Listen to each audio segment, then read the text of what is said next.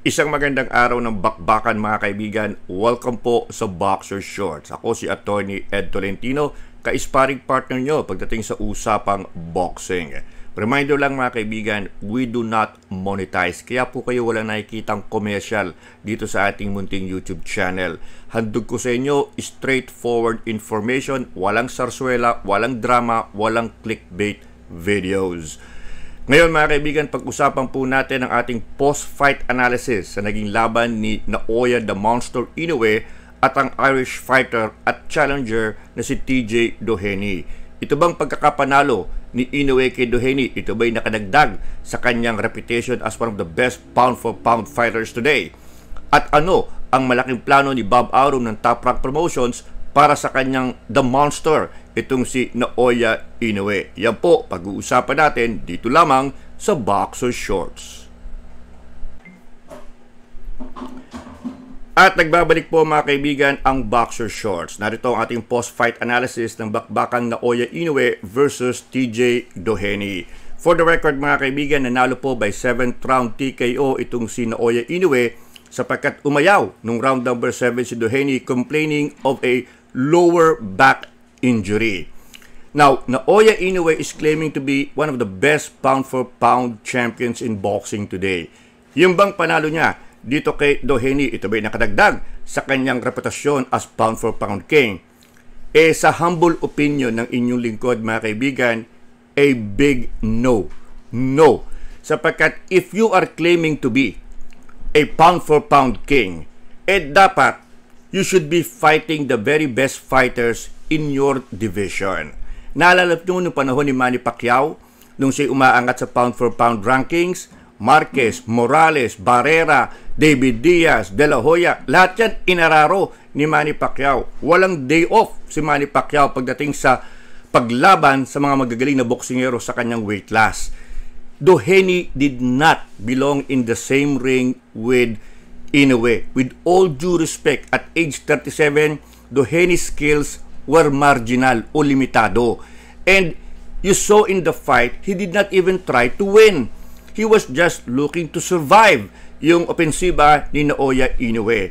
In fact, Doheny was not supposed to be the opponent for Naoya Inoue. Ang dapat po dito ay ang ranked number 1 contender ng WBA na si Murodjon Akhmadaliev. Yung Akhmadaliev, the former unified champion na tinalo ni Marlon Tapales. Tapales barely defeated itong si Akhmadaliev, who at the time was coming off a lengthy period of inactivity because of an injury.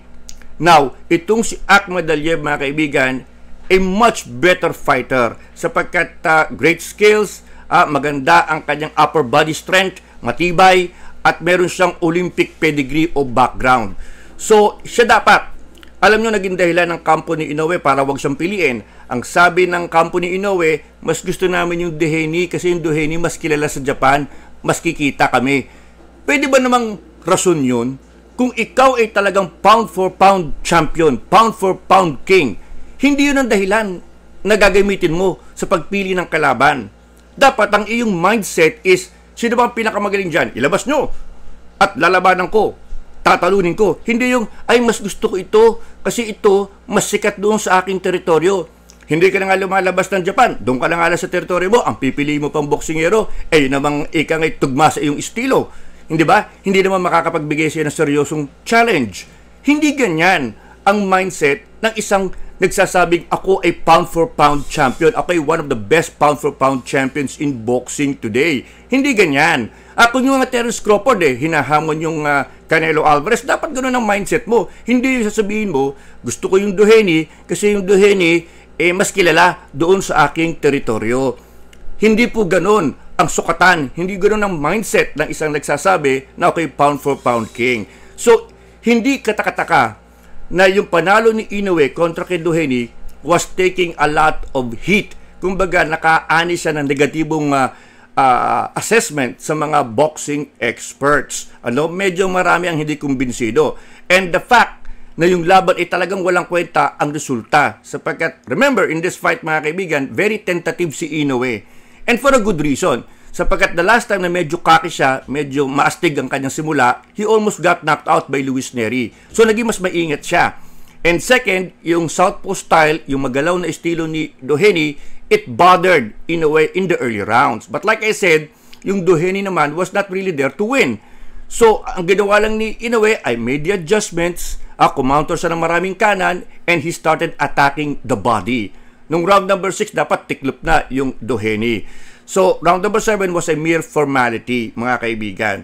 So, like I said, hindi ito ang laban na makakadagdag sa claim ni Inoue as a pound-for-pound king. At ito'y inacknowledge mismo ng kanyang promoter na si Bob Arum ng Top Rank Promotions. Kaya naman, kagad nag-anunsyo itong si Bob Arum na meron siyang mas malaking plano para dito kay Naoya Inoue. At dahil nga po bumabaha ng negative assessment ang naging performance ni Naoya Inoue kontra kay TJ Doheny, with the experts saying na hindi ka dapat lumalaban sa ganito klaseng mga boksingero, para ma-address ang baha ng kritisismo, naglatag na po ng flood control, master plan, itong si Bob Arum ng Top Rank Promotions. Ayon kay Bob Arum, meron siyang inilatag na plano kung saan by April 2025, babalik sa Estados Unidos, Amerika, itong si Naoya Inoue para labanan ang isang legitimate star ng boxing.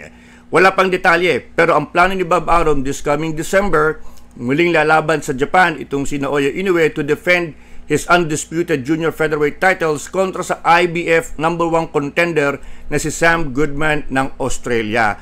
So lumalabas po doon sa rotation ng pagdepensa ng 4 na titulo, next in line na ang IBF number 1 rank contender na si Goodman.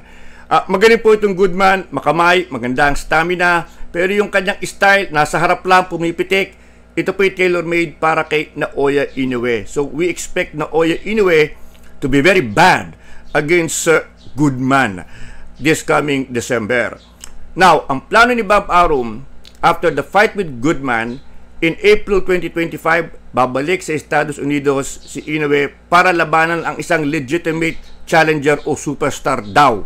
Hindi pa binibigyan ng pangalan ni Bob Arum kung sino itong makakaharap ni Naoya Inoue sa kanyang pagbabalik sa Estados Unidos. 3 beses na po lumaban sa Amerika si Inoue, pero itong pang-4 na mangyayari this coming April 2025 ay high-profile fight daw po ito, sabi ni Bob Arum.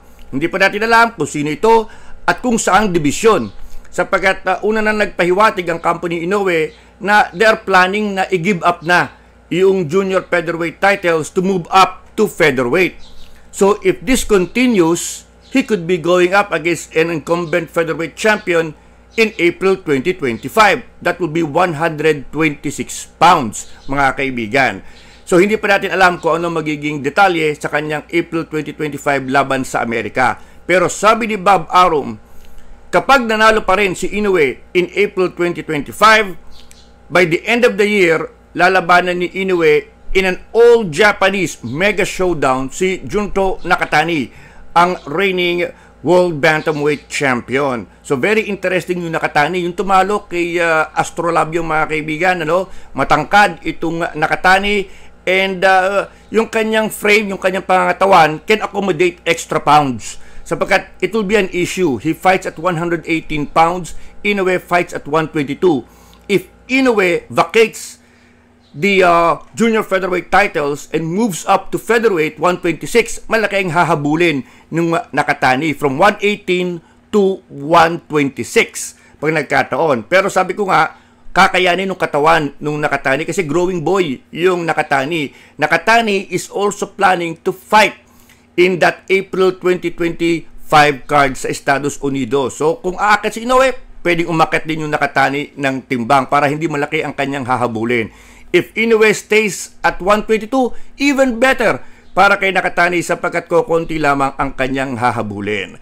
So for now mga kaibigan, ang kumpirmado pa lamang ay ang December fight kontra kay Sam Goodman, which in my opinion again, don't expect too much. I expect Inoue to roll past Goodman. Yung April 2025, yung po ang ating pakatutukan. Sino itong mystery opponent para kay Inoue come April 2025. Hopefully, after the Goodman fight, magkakaroon tayo ng mas klaradong detalye. But for now, Bob Arum is promising that Inoue will be taking on the big names. Sana nga, Sana nga, no more guys like Doheny, even Goodman in my opinion. Bring them on. Kung talagang pound for pound king itong si Naoya Inoue, kung talagang siya ay the monster, ilabas nyo si Godzilla. Wag si Mickey Mouse. Si Godzilla. Itapat nyo si King Kong. Wag si Super Mario. Lumabang talaga ng magagaling na boksingero itong si Naoya Inoue, because dapat ganun ang approach. If you claim to be one of the best fighters in boxing, you should be fighting one of the best. At yan po ang buod ng ating Boxer Shorts for today, mga kaibigan. Muli, maraming salamat po sa inyong patuloy na pagsubaybay dito sa ating munting YouTube channel. For now, sabi ko nga, we try to make singit itong ating mga episodes. Hopefully, dahil na rin po ang ating mga regular na subscribers, hopefully down the road, we can come up with consistent episodes. Until then, ako po si Atty. Ed Tolentino nagsasabi, walang personalan, buntalan lang.